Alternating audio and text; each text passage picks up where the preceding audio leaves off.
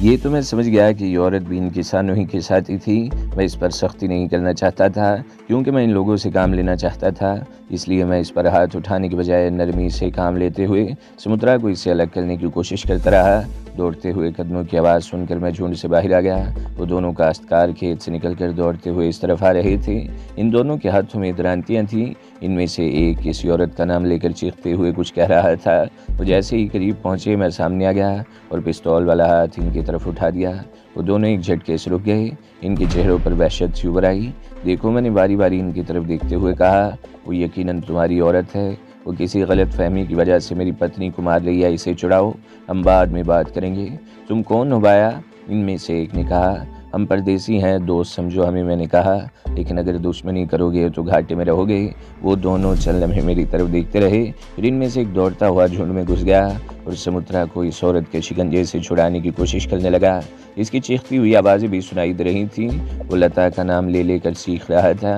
मुझे पता चल गया कि इस औरत का नाम लता है।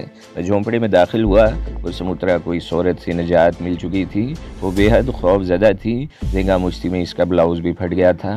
वो दौड़कर मुझसे लिपट गई। दूसरे आदमी ने लता को संभाल लिया। वो अब भी चीख रही थी। इसके मर्द इसे बड़ी मुश्किल से ठंडा कर सका। और फिर यह दिलचस्प इंकशाफ हुआ कि लता घूमती हुई इस तरफ आ गई। इसने झुंड में एक औरत को सोते हुए देखा तो इसे कांधे से पकड़कर जगाने लगी। समुद्रा गड़बड़ा कर उठ गई। वो न जाने क्या समझी, इसने लता को जोरदार थप्पड़ रसीद कर दिया और फिर लता ने भी इस पर हाथ उठा दिया। इस तरह इन दोनों में बाकायदा जंग छिड़ गई। तुम कौन हो बाया? कहाँ से आए हो और इस जगह कैसे पहुँच गए? लता के पति संग्राम ने पूछा। हम परदेसी हैं, रथेन से कोटपुतली की तरफ जा रहे थे। भूल कर कच्चे रास्ते पर निकल आए, मगर हमें डाकुओं ने घेर लिया। हम बड़ी मुश्किल से जान बचाकर वहाँ से भाग निकलने में कामयाब हो गए थे। रात को हम यहाँ पहुँच गए। रात हम सर्दी से ठठरते रहे। मैं चंद लम्हों को खामोश हुआ, फिर बात जारी रखते हुए कहने लगा, यकीन करो हम अच्छे लोग हैं, तुम्हारे दोस्त हैं। अगर तुम हमारी मदद करो तो हम तुम्हें माकूल मुआवजा देंगे। वो लोग हमें अपने मकान में ले आए। समुद्रा इसे देंगा मुश्ती में लता के कपड़े भी फट गए थे।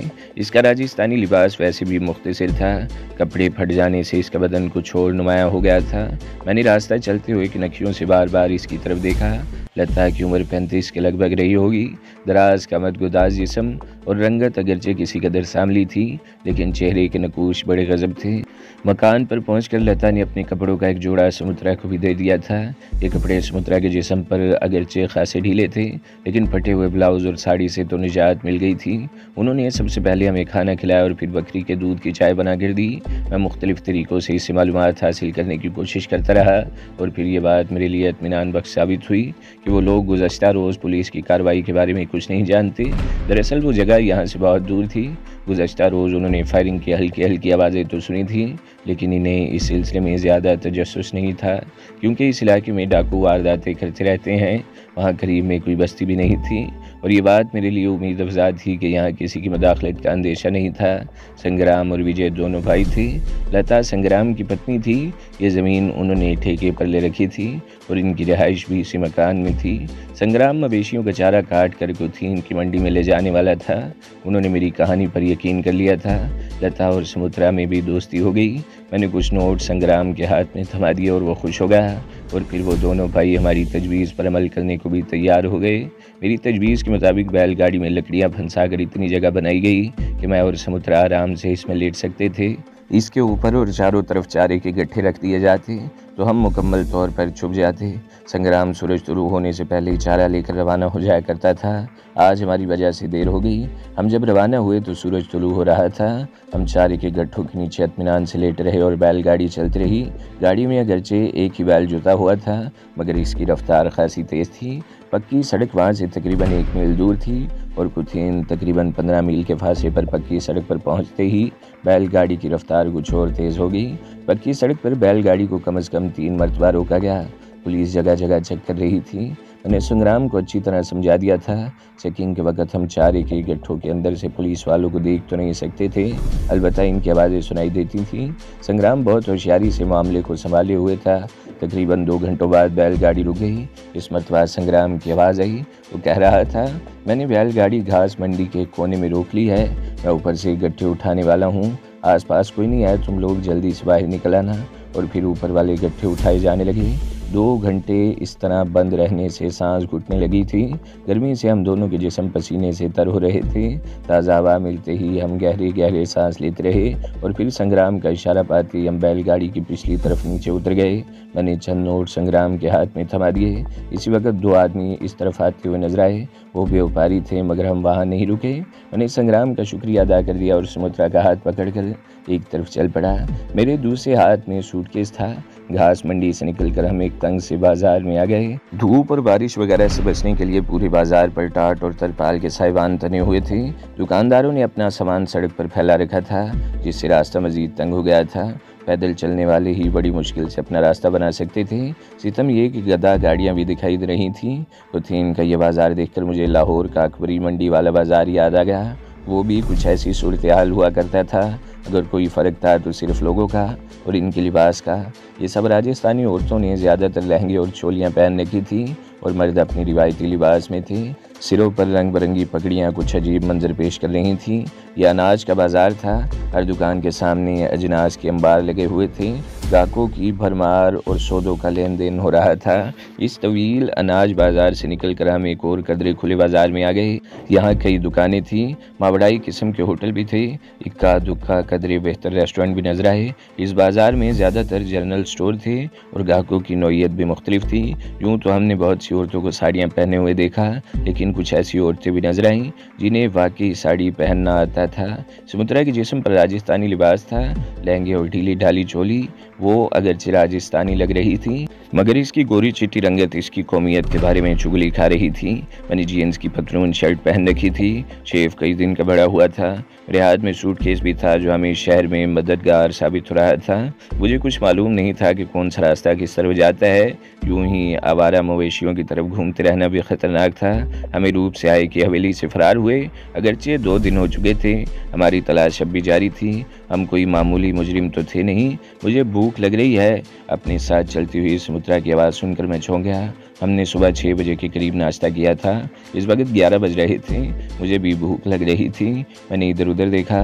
सामने ही एक 3rd क्लास रेस्टोरेंट था, जहाँ ग्राहकों में 3-4 औरतें भी नजर आ रही थीं। इसके सामने थड़े पर पूरियाँ और कचौरियाँ वगैरह भी तली जा रही थीं। मैं सुमित्रा को इशारा करता हुआ होटल में आ गया और कोने की एक मेज़ पर बैठ गया। हमारे साथ वाली मेज़ पर 2 औरतें और एक मर्द बैठा हुआ था। वो राजस्थानी लिबास में थे और लगता था कि किसी करीबी देही बस्ती से आए हुए हैं। मर्द की उम्र 60 के लगभग थी। गोल दाढ़ी और मूछें ऊपर से अंदर की तरफ छिले की तरह मुड़ी हुई थी। एक औरत की उम्र 50 के लगभग थी। दूसरी 25-26 साल से ज़्यादा की नहीं थी। वो भरे भरे जिस्म के मालिक और बेहद हसीन थी।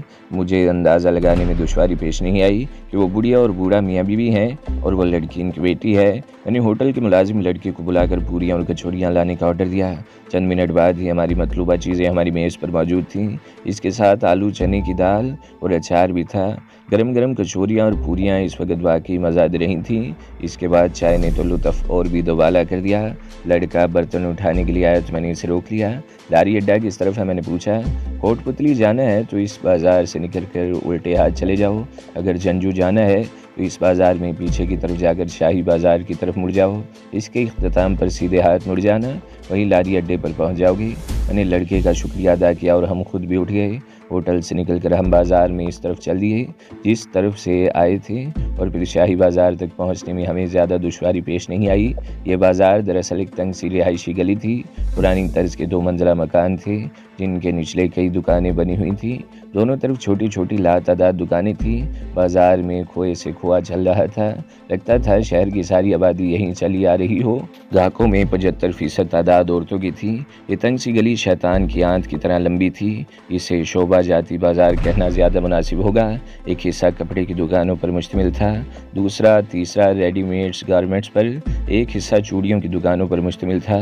गोया हर शोभा अलग अलग और हर जगह बेपनाह रश था। मैं चूड़ियों की एक दुकान के सामने रुक गया। यहाँ शीशे के अलावा प्लास्टिक की छोटी छोटी चूड़ियाँ भी थीं। मैंने बहुत सी औरतों को इस किस्म की चूड़ियाँ बाजू भर कर पहने देखा था।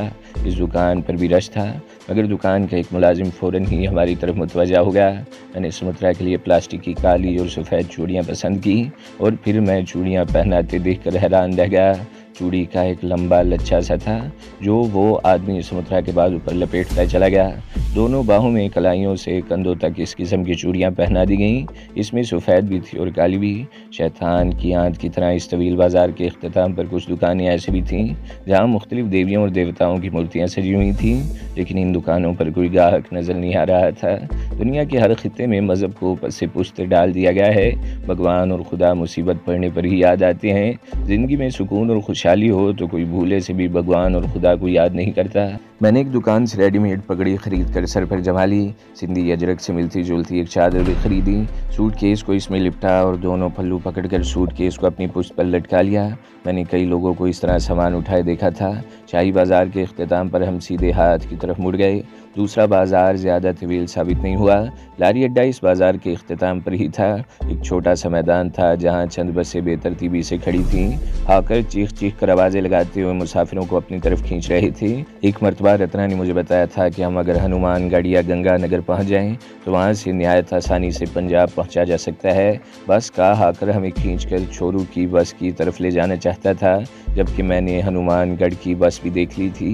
मैं हाकर से हाथ छुड़ाकर इस तरफ चल दिया। मैंने एक छोटी सी मेज़ पर बैठे हुए क्लर्क से हनुमानगढ़ के टिकट खरीदे और बस की तरफ आ गया।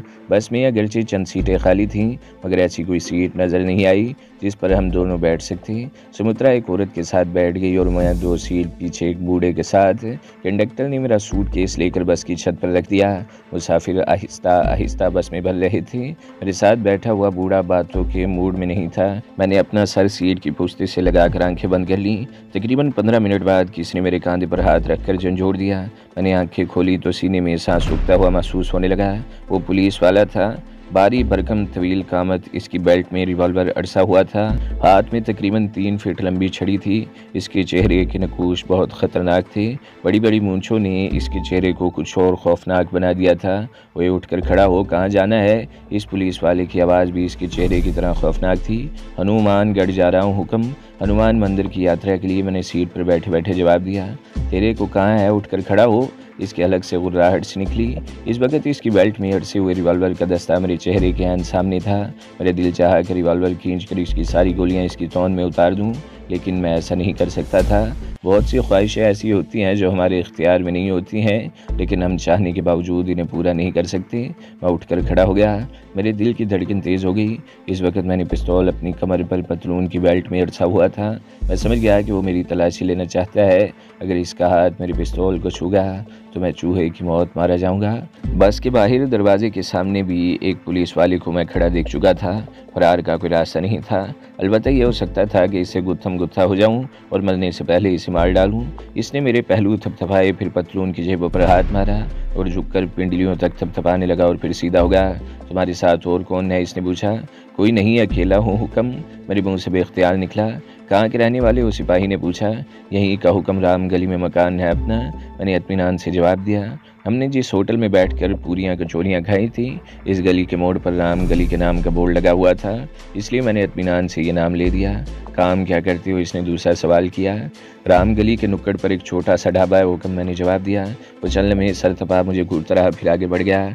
इसने बस के बूढ़े मुसाफिरों से कोई बाज पुरुष नहीं की थी, अलबत्ता मुझ जैसे जवान आदमियों से उल्टे सीधे सवाल करता रहा।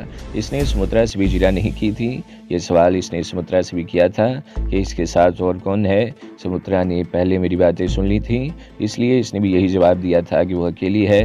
बस का ड्राइवर स्टीयरिंग के सामने बैठ चुका था। इसने इंजन स्टार्ट कर दिया और पुलिस वाले के नीचे उतरने का इंतज़ार करने लगा। कंडक्टर भी बस में आ चुका था। ज़रा जल्दी कर लो, हुक्म, हमारा टाइम हो गया है, कंडक्टर ने पुलिस वाले की तरफ देखते हुए कहा। पुलिस वाले ने मुसाफिरों पर एक आखिरी नज़र डाली और नीचे उतर गया। कंडक्टर ने सीटी बजा दी और बस हरकत में आ गई। बस अड्डे से निकलकर मुख्तलिफ सड़कों पर घूमती हुई जैसे ही शहर से बाहर जाने वाली सड़क पर पहुंची, पुलिस की एक पार्टी ने बस को रोक लिया। वो 4 पुलिस वाले थे, जिनमें एक सब इंस्पेक्टर था। वो बस में घुस गया। वो चलने में दरवाज़ों में खड़ा मुसाफिरों को घूरता रहा, फिर अंदर आ गया। 1-2 मुसाफिरों से सवाल जवाब किए, मुझसे भी 2-3 उल्टे सीधे सवाल किए और फिर सबसे पीछे वाली सीट पर बैठे हुए एक जवान आदमी को पकड़कर नीचे ले गया। वो चीखता चिल्लाता रहा, मगर सब इंस्पेक्टर ने इसे बस से ही उतार लिया और ड्राइवर को बस ले जाने का इशारा किया। जंजू जाने वाली हाईवे पर आकर बस तेज़ रफ्तारी से दौड़ने लगी। मैंने अपना सर अगली सीट की पुश से टिका लिया और आसपास की सीटों पर बैठे हुए लोगों की बातें सुनने लगा। सब लोग ऊंची आवाज़ में बातें कर रहे थे। मौजू वही आतंकवादी था जिसने तबाही फैला रखी थी। एक नारी तो परसों मारी गई थी। एक आदमी कह रहा था एक बंदा और एक नारी भागन में कामयाब हो गए। पुलिस इन्हीं दोनों की तलाश कर रही है तो वो आतंकवादी पर है बड़ा जीदार। दूसरे आदमी ने कहा पुलिस के घेरे को तोड़ तोड़ कर भागत रहा है पर अभी तलक पकड़ा ही न दिया, कब तक भागत रहेगा। तीसरे आदमी की आवाज़ सुनाई दी पुलिस तो पुलिस ही होवे ना, पाताल से भी ढूंढ निकालेगी इसे। एक तो आखिर मारी गई ना, वो भी मारे जाएंगे। मैं सीट की पुस्तका से सर टिकाए इनकी बातें सुनता रहा। इससे मुझे अंदाज़ा हुआ कि हमारी तलाश जोरों पर थी और रास्ते में भी बस को चेक किया जाएगा। मेरा अंदाज़ा दुरुस्त निकला। जंजू पहुंचने तक कम से कम 2 जगहों पर बस को रोका गया और हम इन मरहलों से भी खैरियत से गुजर गए। मैं और समुद्रा एक दूसरे से लाताल्लुक बने बैठे रहे। ये बस हनुमान नगर की थी, इसलिए जंजू शहर के अंदरूनी अड्डे की तरफ जाने की बजाय शहर के बाहर वाले अड्डे पर 3-4 मिनट के लिए रुकी और फिर आगे रवाना हो गई। जंजू से छोरू तक 35-40 मील का फासला भी खैरियत से तय हो गया और फिर हम वहां से मजीद 60 मील आगे सरदार शहर पहुंच गए। ये इस इलाके का सबसे बड़ा कस्बा था, लेकिन बस यहाँ भी बाहर वाले अड्डे पर ही रुकी थी। यहाँ बहुत से मुसाफिर उतर गए थे मगर इनकी जगह नए मुसाफिर आ गए थे। बस के दोनों तरफ हाकर खाने पीने की मुख्तलिफ चीज़ें बेच रहे थे। समुद्रा ने एक हाकर से रोटी और पकौड़े ले लिए और मेरी तरफ देखे बगैर खाए जा रही थी। हम दोनों भी अभी तक अलग अलग सीटों पर बैठे थे और ये बात हमारे हक में मुफीद साबित हुई थी। जहाँ भी चेकिंग हुई थी पुलिस वालों ने हर मुसाफिर से ये ज़रूर पूछा था कि इसके साथ दूसरा कौन है। अगर हम दोनों साथ बैठे होते तो कोई गड़बड़ हो सकती थी, लेकिन हमारा ला ताल्लुक ही काम आ गया। सरदार शहर से हनुमानगढ़ तक कोई बड़ा कस्बा नहीं था। ज़्यादातर इलाका रेगिस्तान पर मुश्तमिल था। कहीं कहीं जहाँ पानी और कुछ सब्जा था वहाँ छोटी छोटी बस्तियाँ थीं। मैं एक बार फिर आगे वाली सीट से सर टिका कर ऊँगने लगा। तकरीबन 1 घंटे बाद आँख खुली तो अपने साथ एक ज़्यादा कामत को देखकर चौंके बगैर नहीं रह सका। रास्ते में किसी बस्ती में बस रुकी थी। मेरे साथ वाली सीट पर बैठा हुआ मुसाफिर उतर गया और इसकी जगह यह क़यामत मेरे पहलू में आन बैठी। वो वाकई क़यामत थी। उम्र 20-22 के लगभग रही होगी। लांबा कद गुदाज बदन और गोरी चिट्टी रंगत। इसके फिगर्स और चेहरे के नकूश बड़े गजब थे। इसके लिबास ने तो इससे कुछ और भी हंगामा परवर बना दिया था। चोली और कपड़े का लहंगा पहन रखा था और चोली तो बहुत मुख्तसर थी। वो मेरी तरफ देखकर मुस्कुरा दी। मेरे होंठों पर भी मुस्कुराहट आ गई। सीट ज़्यादा बड़ी नहीं थी और बिल्कुल किनारे पर बैठी हुई थी। मैं खिड़की के साथ बैठा हुआ था। सिरक कर बिल्कुल दीवार के साथ हो गया। वो भी सिरक कर मेरे साथ जुड़ गई। इसके गुदाज बदन के पुरहरारत लमस से मेरे दिल की धड़कन तेज़ होने लगी। वो मेरी तरफ देखकर एक बार फिर मुस्कुरा दी। कहाँ जा रहे हो महाशय, इसने पूछा। हनुमानगढ़, मैंने जवाब दिया। अकेले हो, इसने अजीब सी नज़रों से मेरी तरफ देखा। यही समझ लो, मैंने मुस्कुराते हुए कहा। मैं अकेली हूँ, गंगा नगर जा रही हूँ। अगर कहो तो हनुमानगढ़ में एक रात रुक सकती हूँ, इसने मायने खेज अंदाज में मुस्कुराते हुए कहा। हनुमानगढ़ मेरे लिए अजनबी है, वहाँ मेरा कोई ठिकाना नहीं है, मैंने कहा। तुम हामी बल लो, ठिकाने बहुत, इसने कहा। वैसे मेरा नाम कस्तूरी है, मैं रुकासा हूँ। यहाँ अपने माँ बाप के पास आई हुई थी, अब वापस जा रही हूँ। कोठे पर बैठती हूँ, मैंने चूम कर पूछा। नहीं, लानत भेजती हूँ कोठे वालियों पर, इसने कहा। मैं तो गंगानगर के क्लब में डांस करती हूँ। मुझे इससे गर्ज नहीं थी कि वो कोठे पर बैठती थी या शौकिया तौर पर रक्स के पेशे को अपनाए हुए थी। मैं तो सिर्फ इतना समझता था कि वो मेरी वजाहत और मेरी जवानी पर मर मिटी थी, इसलिए इसने फ़ौरन ही मेरे साथ रात गुजारने की पेशकश कर दी। वो बदकिरदार सही, लेकिन हमें इस जैसी किसी औरत या किसी भी मर्द की ज़रूरत थी जो हनुमानगढ़ में हमें रात गुजारने का ठिकाना फराहम कर सके, क्योंकि ये बस शाम के लगभग हनुमानगढ़ पहुँचने वाली थी और शाम के बाद गंगानगर की तरफ वहाँ से कोई बस नहीं जाती थी। इस बस में कम से कम 4 मुसाफिर ऐसे थे जिन्हें गंगानगर जाना था और वो आपस में मशवरा कर रहे थे कि हनुमानगढ़ में रात कहाँ गुजारी जाएगी। तो दोस्तों, अगली किस्त सुनने के लिए हमारे चैनल को ज़रूर सब्सक्राइब करें, वीडियो को लाइक करें और बेल के आइकन पर भी क्लिक कर दें ताकि हर जो आने वाली वीडियोज़ हैं वो आपको सबसे पहले मिलती रहें।